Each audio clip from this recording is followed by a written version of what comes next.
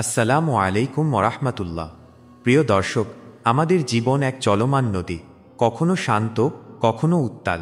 কিন্তু এই নদীর গতিপথ যে কোনো মুহূর্তে বদলে যেতে পারে যদি আল্লাহ চান। আজ আমরা এমন একজন মহান ব্যক্তির গল্প শুনব যার জীবন ছিল পাপাচারে ভরা, কিন্তু একটি স্বপ্ন তার সব কিছু পাল্টে দিয়েছিল। তিনি ছিলেন ইমাম মালিক ইবনে দিনার রহমাতুল্লাহি আলাইহি। ইতিহাসের পাতায় তার নাম স্বর্ণাক্ষরে লেখা থাকলেও শুরুর জীবনটা কিন্তু এমন ছিল না।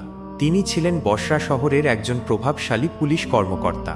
ক্ষমতা, অর্থ আর প্রাচুর্যের নেশায় তিনি ডুবেছিলেন। মদ্যপান ছিল তার নিত্যদিনের সঙ্গী। তার জীবনে আল্লাহ, রাসূল বা আখিরাতের কোনো পরোয়া ছিল না। মানুষ তাকে ভয় পেত কিন্তু সম্মান করত না। তবে তার জীবনে এক ঝলক আলোর রেখা হয়ে এসেছিল তার ছোট্ট ফুটফুটে কন্যা সন্তানটি। ছোট্ট মেয়েটিকে তিনি ভীষণ ভালোবাসতেন। বাবা মেয়ের সেই সম্পর্ক ছিল তার জীবনের একমাত্র বিশুদ্ধ অনুভূতি। মেয়েটিও বাবাকে খুব ভালোবাসত। বাবার কোলে চড়ে খেলা করত, আধো আধো বলে কথা বলতো। কিন্তু সুখ বেশিদিন টিকল না। নিয়তির নির্মম পরিহাসে মাত্র 2 বছর বয়সেই সেই ফুটফুটে মেয়েটা মারা গেল। মালিক ইবনে দিনার রহমাতুল্লাহি আলাইহি এর জীবনে নেমে এলো ঘোর অন্ধকার। যে ভালোবাসা তাকে পাপের অন্ধকার থেকে একটু দূরে রাখত, সেটাও চলে গেল।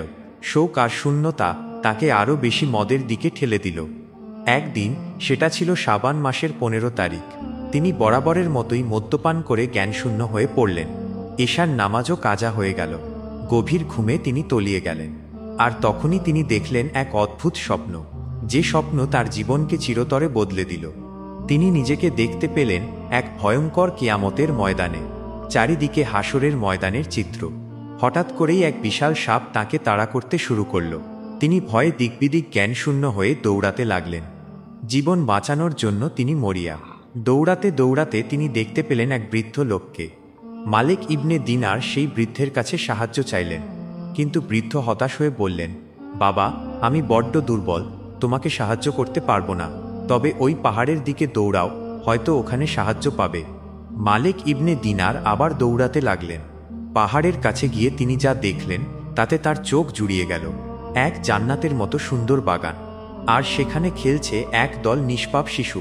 তিনি তাদের কাছে সাহায্য চাইলেন, আর তখনই সেই শিশুদের ভিড় ঠেলে এগিয়ে এলো তার নিজের ছোট্ট মেয়ে। সেই মেয়ে যে তাকে ছেড়ে চলে গিয়েছিল। মেয়ে বাবাকে দেখে আনন্দে কেঁদে ফেলল, আর তাকে জড়িয়ে ধরে এক হৃদয় ছুঁয়ে যাওয়া আয়াত তিলাওয়াত করল। যারা মুমিন, তাদের জন্য কি আল্লাহর স্মরণে এবং যে সত্য অবতীর্ণ হয়েছে তার কারণে হৃদয় বিগলিত হবার সময় আসেনি। সূরা আল হাদিদ আয়াত 16। মালিক ইবনে দিনার বিস্মিত হলেন। এই ছোট্ট মেয়ে এত সুন্দরভাবে কুরআন পড়ছে। তিনি জিজ্ঞেস করলেন, মা, তুমি এটা কোথা থেকে শিখলে?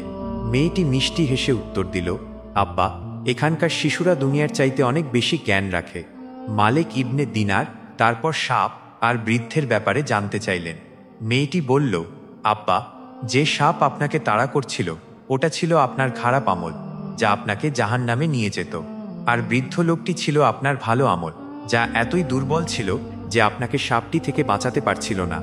এই স্বপ্ন দেখে মালিক ইবনে দিনার আতঙ্কে বিছানা থেকে লাফিয়ে উঠলেন। তার হৃদয় কেঁপে উঠল আল্লাহর ভয়ে। তার চোখে ভাসছিল স্বপ্নের সেই কিয়ামতের ময়দান আর মেয়েটির বলা আল্লাহর বাণী। মুহূর্তের মধ্যে তার জীবনের মোড় ঘুরে গেল। তিনি আর এক মুহূর্ত দেরি করলেন না। তার ঘরে যত মদের বোতল ছিল সবগুলো ভেঙে ফেললেন। তিনি কাঁদতে কাঁদতে আল্লাহর কাছে তাওবা করলেন। পাপের জীবন ছেড়ে তিনি নিজেকে সম্পূর্ণরূপে আল্লাহর পথে সঁপে দিলেন। যেই মালিক ইবনে দিনার একসময় মদ্যপান আর পাপাচারী ছিলেন, সেই মালিক ইবনে দিনারই রাতারাতি একজন শ্রেষ্ঠ আল্লাহর ওলি, একজন মহান সাধক ও আলেম হয়ে উঠলেন। তিনি তার বাকি জীবন আল্লাহর ইবাদত, বন্দেগী, জ্ঞান অর্জন আর মানুষের কল্যাণে ব্যয় করলেন। মালিক ইবনে দিনারের এই গল্প আমাদের এক মহান শিক্ষা দেয়। আল্লাহ তাআলা ক্ষমাশীল, তার রহমতের দরজা কখনোই বন্ধ হয় না। আমরা যত পাপই করি না কেন, আন্তরিক তাওবা করলে আল্লাহ আমাদের ক্ষমা করে দেন। তার এই গল্প আমাদের স্মরণ করিয়ে দেয়, জীবনের শেষ মুহূর্ত পর্যন্ত তাওবার সুযোগ থাকে। শুধু প্রয়োজন অন্তর থেকে অনুশোচনা এবং আল্লাহর দিকে ফিরে আসার সদিচ্ছা। আসুন আমরাও আমাদের জীবনকে আল্লাহর পথে পরিচালিত করি, পাপ ছেড়ে দিয়ে নেকির দিকে ধাবিত হই। আল্লাহ আমাদের সবাইকে সঠিক পথে চলার তৌফিক দান করুন, আমিন।